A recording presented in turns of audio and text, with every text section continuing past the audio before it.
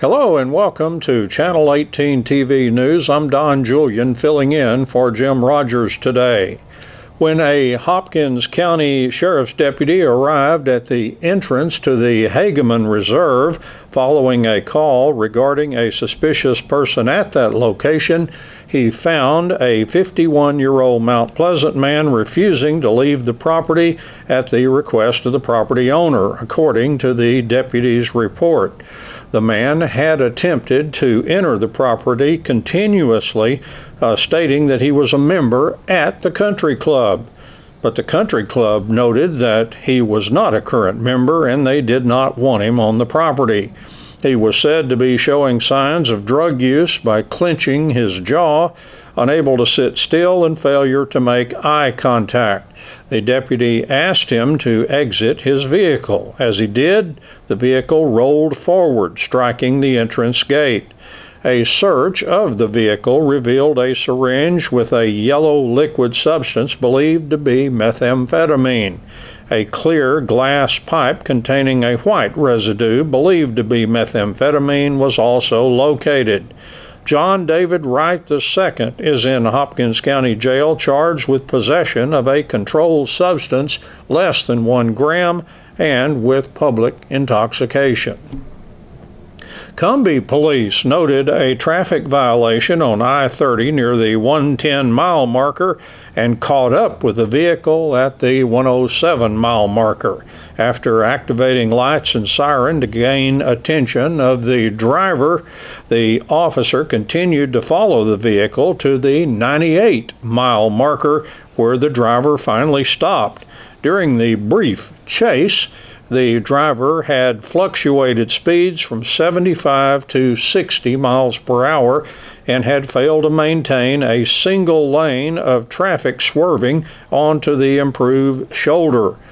The driver, a 24-year-old man from Memphis, Tennessee, said he did not stop because he did not know the reason for the stop. Ch.18 Robinson was arrested and placed in Hopkins County Jail for evading arrest with a vehicle.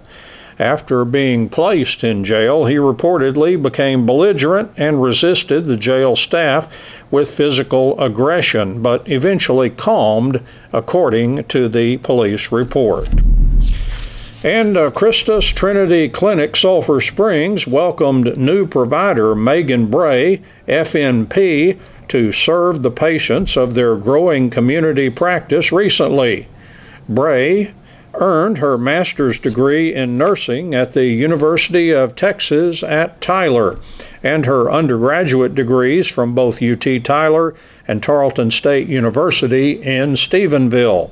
Bray has been part of the Christus Trinity Mother Frances Health System family since 2011, and she served as a nurse extern RN and charge nurse. Bray is a member of the American Academy of Nurse Practitioners, the Texas Nurse Practitioners, and the East Texas Nurse Practitioner Association. The Wildcats basketball team won 3 and lost 1 at the Curtis Colwell Invitational in Garland this past weekend. The Wildcats finished third in that tournament, defeating West Mesquite 62-61. Their lone loss in the tournament was to South Garland, rated number 6 in Class 6A. The Wildcats also defeated Class 6A teams Garland Lakeview Centennial and Richardson J.J. Pierce. I talked with Wildcats basketball coach Clark Cipolletta about that Garland tournament. I thought it was really good for us. I thought as a team, being able to play in a 6A tournament with that level of competition and to come away 3-1 is definitely something to be proud of. A third place finish in something like that is a win for us. And overall, I thought our kids battled and just really gave their all throughout the whole weekend, and we found ways to get stops and we found ways to score when we needed to, and it just gave us the best situation to win. And I always I don't care much about wins and losses, but as long as we're playing up to our full potential and getting better each time we step onto the court, I think it's really beneficial for us. I think that South Garland loss will feel better as the season goes along and as they have a really, really good season. And even in that one, you're tied it's all tied up with like 5 minutes left, and then the shots we took just didn't fall, and then they got the last few points and won it. Yes, I think with a minute and a half to go, it might have been like a 2-3 point game, and we had a great opportunity to score and got a couple of offensive rebounds and just couldn't put the ball into the basket when we needed to. But like I said, just the ability to compete and to defend and execute throughout that game really gave us a chance to win. And anytime you can compete with a top 6A team, a team with such high caliber players such as South Garland has on it, it's just really impressive, and I think it's a good confidence boost moving forward for us. Exciting win in the third place game. Fell behind with like 8 seconds or something left, and you pushed the ball down the court and actually created a kind of a mismatch down there, and Victor hits a shot to win it. Yes, we got ourselves up real early, and I thought we just kind of took the pedal off the gas and had some very uncharacteristic turnovers late and just didn't execute at the level I thought we needed to execute at. And I really think, and this isn't an out by any means, but that South Garland game kind of drained us a little bit as far as just mentally. Just you lose such a close one, and I knew that would be a battle going forward in the West Mesquite game, but we came out early and executed, and like I said, it caught ourselves up and then caught ourselves back down, and I was proud of the way we finished and just found a way to win. That's always important. Right. This week, something completely different. There'll be a 4A program, actually. You're playing North Lamar, and how you treat that one? I treat it like every other game. Their scouting report will look just like South Garland's scouting report. We'll show film on them. We treat it zero difference. Throughout the course of a district season, you're going to face teams that are a little bit more high caliber, maybe some teams that don't match up as well, but it's important that you know how to prepare and battle for those teams. And I think a North Lamar opponent, something that's nearby, and a team that's well coached and really scrappy will give us a great look and a chance for us to get better as well. Yeah, one thing you want to make sure, kind of see how, you don't play down to the level of the competition, that we continue to do the things that have, gotten us to where we are right now. Yes, that's such an important factor. Like I said, we don't really care about winning and losing. We care about getting better and playing up to our full potential, and that's something we try to do every game regardless of the opponent. If we just take care of the things we need to take care of, I think the winning and losing will take care of itself. All right, and so things clicking right along. That was a heady tournament to get through there with all those 6A teams. The West Mesquite turns out to be a 5A, but and that could be a match that we see again in playoffs, right? That could be a playoff match. It could. That could be a team we could see first round or potentially second round. A very good West Mesquite team, very athletic, very high explosive. I think us and them were the only two 5As in this tournament, if I'm not mistaken. Somebody else, but I can't remember who now. I gotcha. But I thought it was a great matchup. They have the size like we do. They have the athleticism we do. So another chance for us just to get better, and we can learn from our mistakes if we play them again. All right. The answer to the trivia question, Mesquite Poteet. Mesquite Poteet, yes. And we played them in a scrimmage earlier this year as well. So definitely some just overall great talent, but I really thought our defense came to play all throughout the course of the tournament, and our offense really caught up as well. So overall, I was pretty pleased. The Lady Cats basketball team won 3 and lost 1 at the Winsboro Hoop Fest this past weekend. Mount Pleasant preferred not to play the Lady Cats in the tournament's consolation final Saturday, since the teams play each other twice in district play, and Lady Cats coach Jeff Chapman said he agreed. The Lady Cats defeated Gilmer, Emory Rains, and Lindale and lost to district foe Texas High in the tournament. I talked with Coach Chapman about Hoop Fest. The first day, man, it's a blur. I went and had a procedure done, and then I got there in time for us to play the first game. We beat Gilmer. We were really, I was intent on beating them because they had a pretty good team last year. And they got a nucleus back. They're just young, and they lost their best guard. And, I don't feel sorry for them. We lost some people too. Sure. And we having to, start building over. But we beat Lindale, and we lost. The loss was Texas High. but I just can't remember the one of the games. It just is puzzling to me. It's just not coming to me. Well, I think I can help you with poor shooting against Texas High. I think it was 24% from the field or something like that. And 24 turnovers. Yeah, and a good shooting against Lindale, maybe like 48%. So Yeah. the shooting made a lot of difference. Sometimes kids tend to get up for certain games, and they knew how good Gilmer was before. Plus, we were reeling from that loss to Idabel, and the kids didn't want to take that L, and they knew that we were a little disappointed in ourselves. We had 24 turnovers in that game too, as well. So when we turn the ball over, it's like that, at a rate like that, it's tough to be in the game. But you know, it is what it is. But the tournament, it gave us a chance to play and get back in a little bit of shape without practice, and you go play a game. And I want practice. So this week, we didn't schedule any games on Tuesday, and we'll play Thursday, Friday, Saturday. Gilmer will be in that tournament over at Edgewood, and they'll have a chance to play us again, probably, maybe. Yeah. Do you think Lindale game was the team's best game of the year so far? I don't know. Lindale was a good game, and we played in spurts. I was trying to mix combinations and change positions around, and I told the kids when I do that, it kind of throws me off a little bit because the way right now we have a 7-man rotation, and we know the people are going to play what position. We practice those.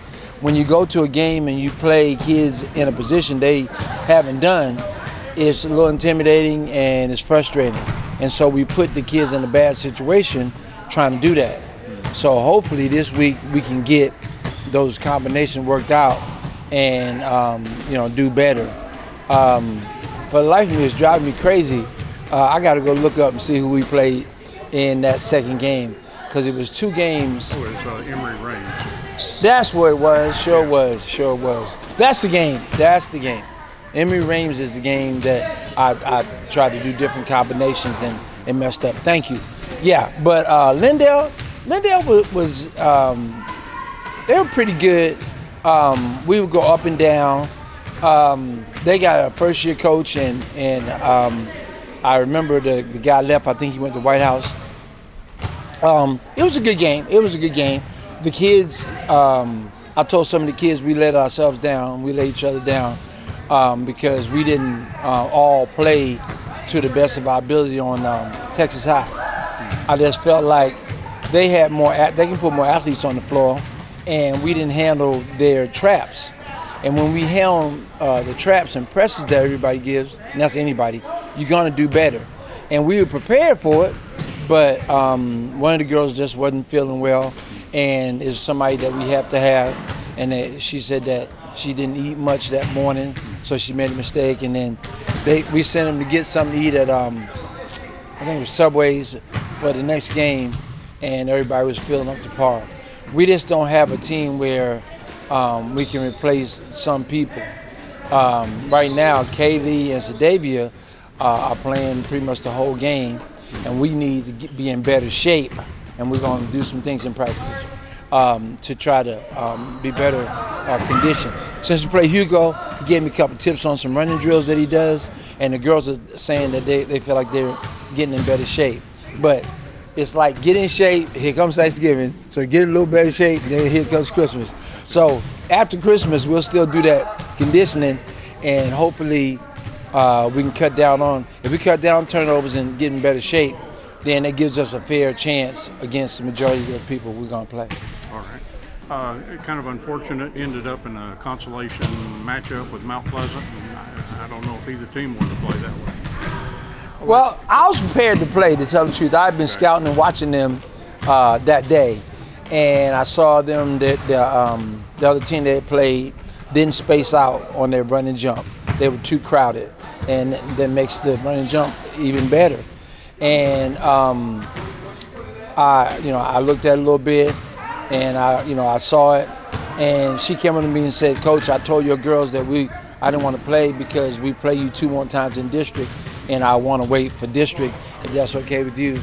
And I just felt like I didn't want an injury. Now, if it was like a chance to win, you know, third or first or second, excuse me, I think we would have played. But by us coming back one day of practice, went to Idabel, and then came back to school, practice on Wednesday, and then went to a tournament and playing 2 and 3 games, at least 2 games a day. I didn't think that was favorable to us. And Autumn sprained her ankle already, and we've been, you know, they've been taping her. So we kind of just, you know, it fell into place, and I said, that's fine, and that's what she wants to do, I'm okay with it. The Saltillo Lions had a strong final day at a Miller Grove tournament Saturday, picking up wins against Trenton and the Sulphur Springs JV. The Lions dominated Trenton 81-15. Walker McGill led the Lions with 18 points. Trevor Moore had 16. Matthew Gurley and Branson McGill had 13 each. Chris Bokhorst had 10 points, Lyle Bench 8, Levi Hoover 6, and Ryan Pruitt had 3. The Lions also topped the Sulphur Springs JV 62-49. Walker McGill had 21 points. Trevor Moore and Lyle Bench had 10 points each. Matthew Gurley had 9. Chris Bokhorst had 8, and Branson McGill 4. The Lions lost 2 games Friday in that Miller Grove tournament, coming up short against the McKinney-Boyd JV 65-51 and against White Oak 54-45. In that White Oak game, Walker McGill led Saltillo with 12 points. Lyle Bench had 11 points, Chris Bokhorst added 10, Trevor Moore had 6, and Matthew Gurley, Ryan Pruitt, and Branson McGill had 2 points each. The Lions' season record now 5-8, and the Lions will play Chess at home Tuesday night. The Saltillo Lady Lions picked up a win Saturday at the Winnsboro Hoop Fest, defeating Richardson J.J. Pierce 29-16. Madison Simmons had 14 points to lead the Lady Lions. Tori Mobley had 6 points. Christy Gurley had 5, and Anna Reeder and Maddie Smith had 2 points each. The Lady Lions dropped a game to Tyler Grace Community School 45-21 at that Winnsboro Hoop Fest on Friday. Madison Simmons led the Lady Lions with 9 points. Jocelyn Ochoa had 5 points. Anna Reeder had 4. Maddie Smith had 3, and Christina Wade scored 2. The Lady Lions are now 4-11 for the season, and they too host Chess Tuesday night. That is Channel 18 TV News for today. I'm Don Julian filling in for Jim Rogers. Thank you for joining me, and so long, everyone.